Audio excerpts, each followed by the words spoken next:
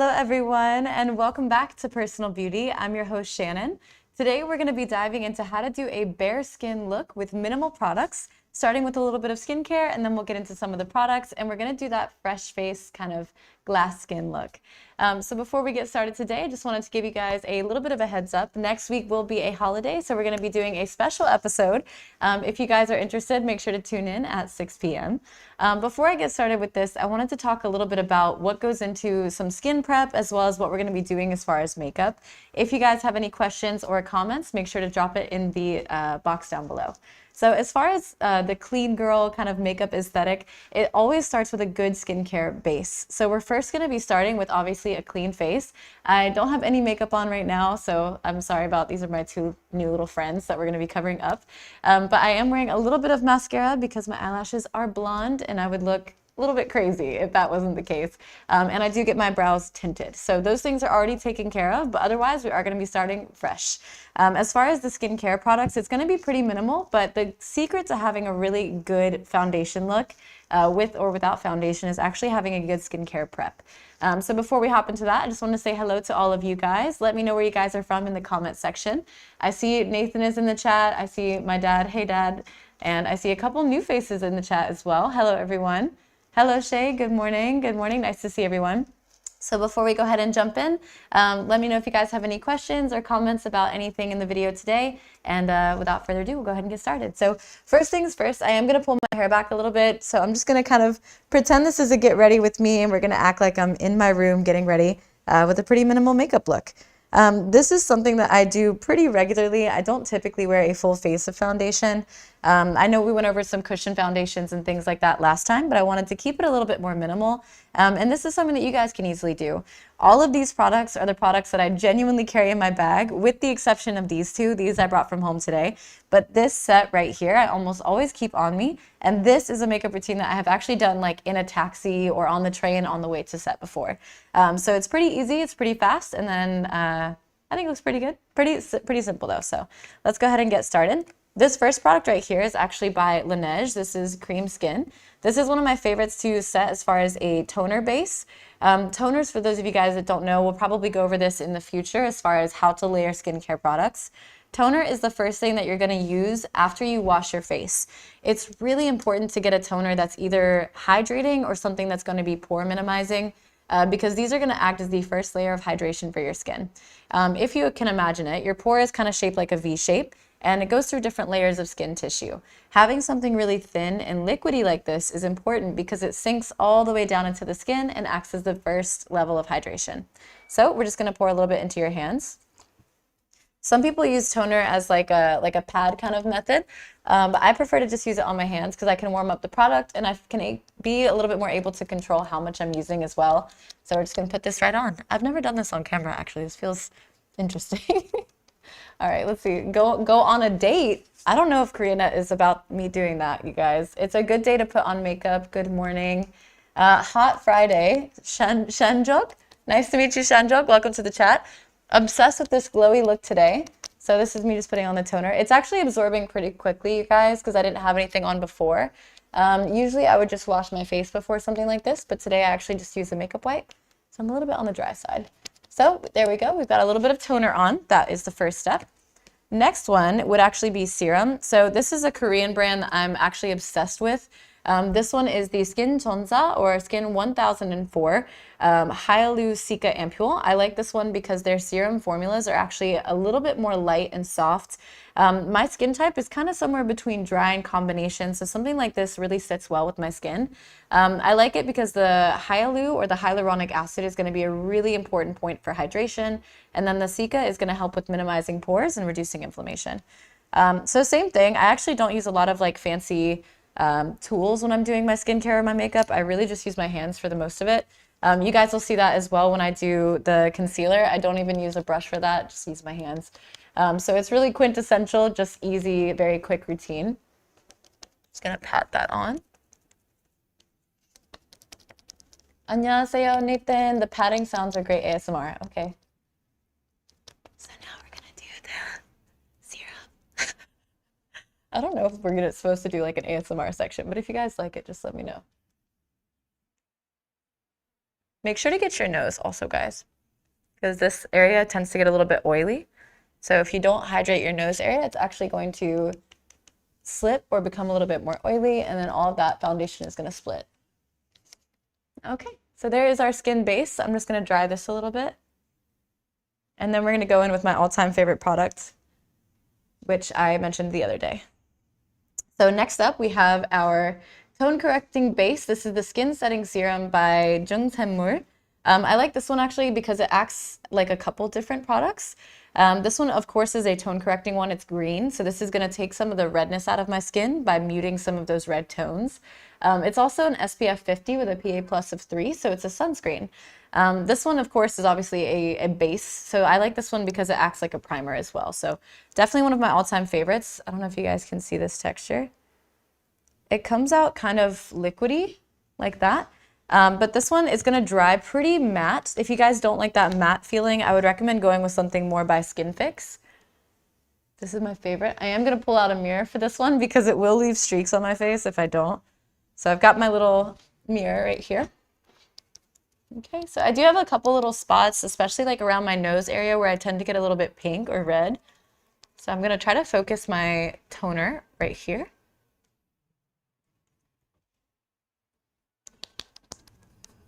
I can't like unsee that comment about the tapping. Now I want to tap louder. Okay, glowy skin makes everything look expensive. She just had a glow like that. I'm not even glowing yet, guys, but thank you. ASMR beauty sounds amazing. Interesting idea. Glowy skin plus minimalistic outfit is perfection.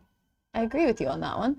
So some people don't put their primer on the lid of their eye. I typically do, not because I'm putting eyeshadow on today, but because it actually is going to neutralize my angel veins. I don't know if you guys can see that. There's like a slight purple tint, but if I use a green, it's going to help to neutralize that a little bit. Okay. So I kind of start by tapping this one just to let it seep into the skin a little bit more. But at some point I do kind of rub it. This one can start to sort of streak a little bit. Okay, I think that's pretty much done. So there we go. This is just the base, the primer. Next, I have this one. This is a blusher. This is something I would typically use next. This is a liquid blush. This can also be used as a lip or as an eyeshadow.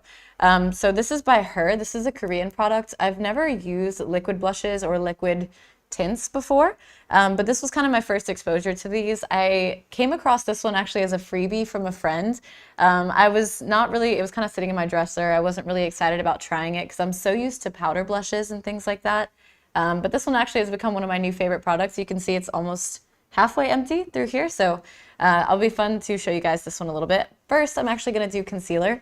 For my concealer, I do have a Korean brand here. This is Kill Cover by Clio. This is one of the only ones I find that doesn't actually slip, especially if you get oily throughout the day. I tend to go to the gym quite a lot, and I'll get oily right around this area, so I use this little guy right here. It's kind of like a little bullet. I like how compact and tight it is. Again, I am going to pull out my mirror just so I can be a little bit more precise. It's kind of hard to see myself from here. Okay, just for reference, this is also in the color Ivory because I'm very pale. So let's go ahead and go into this. So concealer is a little bit tricky. With this one, it's all about the placement, and you actually, a little bit of a pro tip here is you have to let your concealer dry a little bit. If you start moving it around right away, it's going to kind of disappear. It almost like soaks into the skin because it's not a full coverage concealer. So let this one dry in the areas where you want it to work the most. So I'm going to cover up some of my spots. Okay, get around the nose area there. And a little bit on the chin. Okay. So I'm just going to sit here for a minute and let that dry. Usually this is the part where I'm like in the taxi and I'm kind of like panicking because I'm like 5 minutes away from the destination. But we're just going to let this dry a little bit so that it can set. Typically, if you want to set a liquid product, you would use like a setting powder. Don't have one of those right now, so we're just going to try to dry it with some air. In the meantime, let me go ahead and run through some of these comments. You're getting more and more beautiful. Thank you. That is the point of makeup. So love how breathable this outfit looks. Thank you so much. Finally, a summer top that's actually breathable. I actually got this one as a gift from my partner's mom for my birthday. She dragged me through Zara and she made me go shopping. So I actually picked this one out. If you guys want to get the same top, it's from Zara at the moment. Makeup that feels breathable is a must these days. The fabric looks so light and breathable. It's from Zara, Unstoppable. Okay, so as far as the makeup look, this is something that is a little bit more breathable. I've mentioned this in previous episodes, but there is a super humid summer coming up in Korea, and I can already tell it's going to be really hot. So it's really important to me to make sure that I'm wearing makeup that's not going to look crazy if I start sweating. So this would be one of those options. So like I said, I don't really use a lot of tools when I do my makeup. I'm just going to go ahead and move around some of this concealer underneath the eye area. So you can already kind of see a difference there, how dark this part of my under eye is. And then on this side, it's a little bit lighter.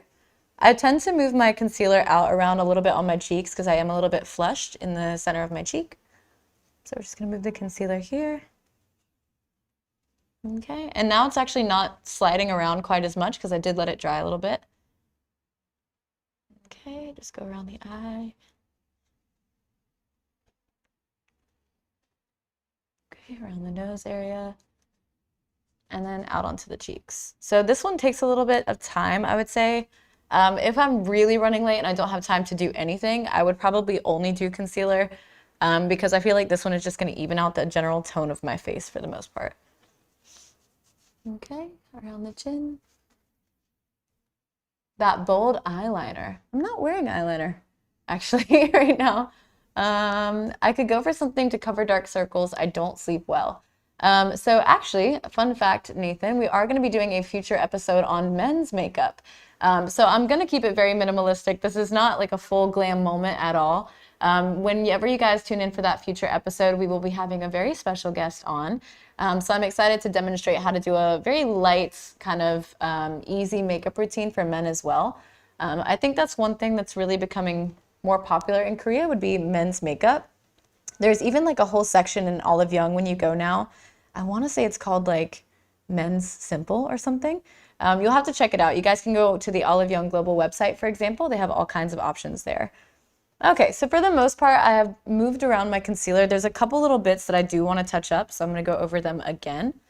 Right here on the cheek, I think. And we'll try to cover this guy right here. This is a mountain at the moment, so we'll see. All right, and same concealer. This is the Kill Cover by Clio. And this is nothing special. This is just one of my little compact mirrors. I'm just going to try to keep blending it. I think the reason that I gravitate towards using my hands is because they are a little bit more soft, and this finger in particular has the least dexterity of your other fingers. So it actually acts as like a more light sort of beauty blender than the other ones. That lip color makes you look unstoppable. I am not wearing any lip right now, but I do appreciate that. Vaughn, where's Vaughn? Is he in this? No, okay, it's not. I think I know what you're talking about, Nathan. Vaughn will not be my special guest. You guys can guess again. Hopefully one day I can give you guys a little bit more information on who's coming on beforehand, but we'll see. So right now I'm just trying to cover up that spot a little bit more. I did a couple dots on the forehead just to kind of neutralize some of this redness. And we'll try this one more time. All right, so I think that's about as good as this is going to get. Like I said, it's not supposed to be perfect. I think what I prefer about the more natural makeup look is that it is supposed to still look like skin. One of the things I don't like as much about makeup would be a really full coverage foundation. Anything that looks like I could scrape it off with my finger looks a little bit too hard for me. But also one of the things that's really popular in Korea at the moment would be like the wet skin look, as in like super glossy or super wet. I like the kind of the light glow that wet skin can give, but I prefer the more textured appearance of real skin. I think it gives a little bit more life to the person that's wearing it. So that's kind of our goal here today, is to make sure it's something that's more natural and achievable and easy without foundation. So I do kind of use my concealer as a foundation in this regard, but I'm not trying to fully cover all of my texture. I'm also not trying to fully cover all of my different tones as well. You should still be able to see a little bit of that dimension in my face, even without blush and stuff like that. So moving on from concealer, I will now go into this option. This is that liquid color one. So this is actually pretty unique. I'll have to show you guys how I apply this one. I'm not exactly sure what the proper technique is for this, but this one has a little spatula at the end. This spatula is really drenched in pigment, and this one goes a long way. So I usually just kind of brush one side like that and then put it back. So I don't really use a whole lot. This is actually more of a tint. So these tints tend to stay quite a while. I usually just rub it in between two fingers like that.